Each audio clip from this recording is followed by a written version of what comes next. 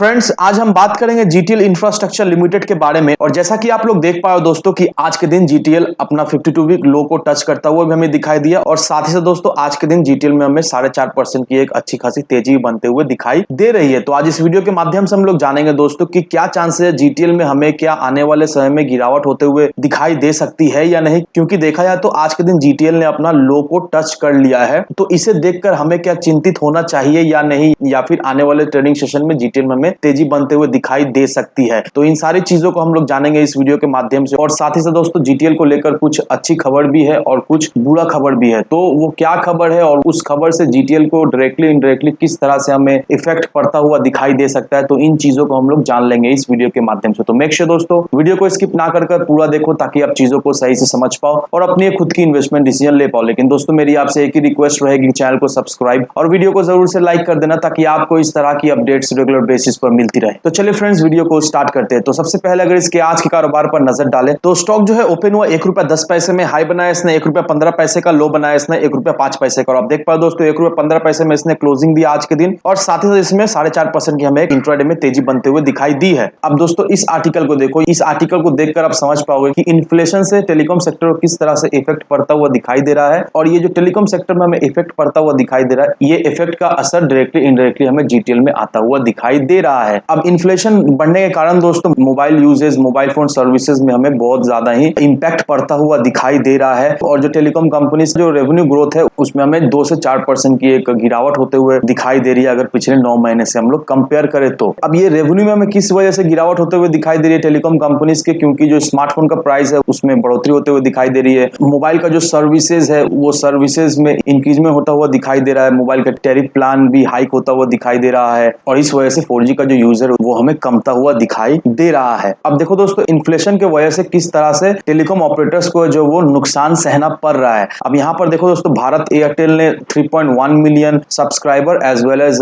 Vodafone India ने 3.48 million subscriber जो है वो लूज कर दिया है इन्फ्लेशन के वजह से। क्योंकि इस वजह से मोबाइल का दाम भी बढ़ रहा है, टैरिफ प्लान भी बढ़ रहा है, सर्विस भी उतना कुछ खास कस्टमर नहीं पा रहा है। इस वजह से इतना ज्यादा कस्टमर जो है उनको खोना पड़ रहा है। तो अब देख लो दोस्तों कितना ज्यादा कस्टमर्स जो है वो इन दो कंपनीज को जो है वो खोना पड़ा है इन्फ्लेशन के वजह से। और ये जो कस्टमर ये कंपनीज जो खो रहे हैं ये भी एक फैक्टर है दोस्तों। इस वजह से भी कंपनी में हमें कोई भी तेजी, कुछ खास तेजी बनते हुए नहीं दिखाई दे रही है। अब यहाँ पर देखो दोस्तों जियो, एयरटेल और वोडाफोन को कुछ रूल्स फॉलो करना पड़ेगा अगर वो लोग स्पेक्ट्रम जो है वो लीज लेना चाहते हैं। अब रिलायंस जियो, भारत एयरटेल और वोडाफोन इंडिया की बिजनेस इंटरप्राइज को जो है वो स्पेक्ट्रम डायरेक्टली मिले, और उन्होंने इस चीज को लेकर ऑब्जेक्शन भी किया था, लेकिन गवर्नमेंट से उनके ऑब्जेक्शन के रिलेटेड कोई भी रिलीफ आता हुआ नहीं दिखाई दे रहा है। गवर्नमेंट जो है वो इंटरप्राइज को अलाउ कर रही है डायरेक्टली स्पेक्ट्रम परचेस करने के लिए। अब टेलीकॉम कंपनीज इंटरप्राइज को स्पेक्ट्रम लीज कर सकती है, प्लस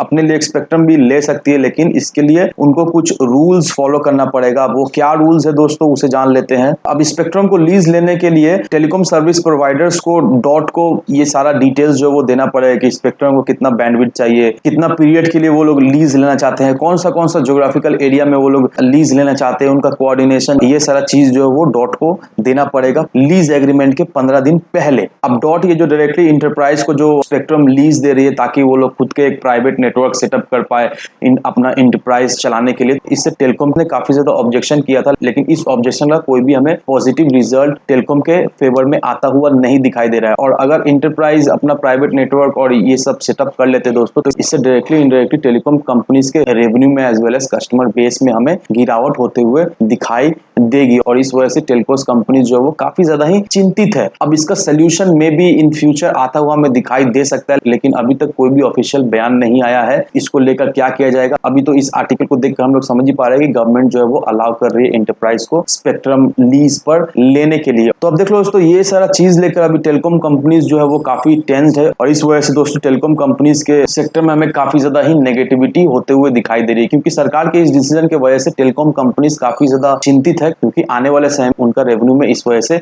इफेक्ट पड़ता हुआ दिखाई देगा। तो अब दोस्तों आने वाला वक्त ही बताएगा कि क्या होगा नहीं होगा, लेकिन अभी फिलहाल टेलीकॉम सेक्टर में इस वजह से काफी ज्यादा टेंस्ड है। और कहीं ना कहीं दोस्तों इस चीज को लेकर जीटीएल इंफ्रा भी हमें वीक होता हुआ दिखाई दे रहा है, क्योंकि हम लोग सभी अच्छी तरीके जानते हैं दोस्तों कि जीटीएल इंफ्रास्ट्रक्चर का जो मेन बिजनेस है वो टावर का है। ये टेलीकॉम कंपनीज को जीटीएल इंफ्रा जो है वो टावर लीज प्रोवाइड करती है। तो डायरेक्टली डायरेक्टली इससे हमें जीटीएल को इफेक्ट पड़ता हुआ दिखाई दे रहा है। लेकिन दोस्तों एक बात का ध्यान रखना कि जीटीएल जो है वो बहुत ही हाई रिस्क स्टॉक है, तो अगर आप सोच रहे हो जीटीएल में इन्वेस्ट करने का तो लिमिटेड क्वांटिटी लिमिटेड अमाउंट में इन्वेस्ट करें, उतना ही पैसा इन्वेस्ट करें कि अगर आपका पैसा डूब जाता है तो आपको उससे कोई पछतावा ना हो। तो इन सारे फैक्टर को कंसीडर करो दोस्तों, उसके बाद ही अपना एक इन्वेस्टमेंट डिसीजन लो। लेकिन दोस्तों मेरी आपसे एक ही विनती रहे कि विदाउट एनी डिटेल रिसर्च के बिना कहीं पर भी इन्वेस्टमेंट ना करें। वीडियो अगर आपको पसंद आए तो लाइक से सब्सक्राइब जरूर करना। तो चलिए फ्रेंड्स, मिलते हैं हम अगले वीडियो में।